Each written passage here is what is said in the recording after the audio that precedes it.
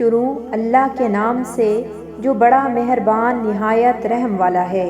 حضرت ابو موسیٰ اشعری رضی اللہ عنہ سے روایت ہے، رسول اللہ صلی اللہ علیہ وآلہ وسلم نے فرمایا، قیامت سے پہلے ایسے فتنے رونما ہوں گے جیسے تاریک رات کے ٹکڑے۔ ان میں انسان صبح کو مومن ہوگا تو شام کو کافر ہو جائے گا، اور شام کو مومن ہوگا تو صبح کو کافر ہو جائے گا۔ ان فتنوں کے دوران میں بیٹھا ہوا کھڑے ہوئے سے، کھڑا ہوا چلنے والے سے، اور چلنے والا بھاگنے والے سے بہتر ہوگا۔ ان حالات میں تم اپنی کمانیں توڑ دینا، ان کی تانت کاٹ دینا، اور اپنی تلواریں پتھروں پر دے مارنا۔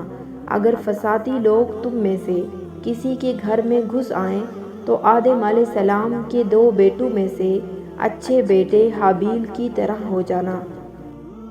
حضرت فاطمہ رضی اللہ عنہا کہتی ہیں کہ رسول اللہ صلی اللہ علیہ وآلہ وسلم نے فرمایا، میری امت کے بدترین لوگ وہ ہیں جنہیں نعمتیں دی گئیں، وہ لوگ جو رنگا رنگ کپڑے اور قسم قسم کے کھانے طلب کرتے ہیں اور باچھیں کھول کر گفتگو کرتے ہیں۔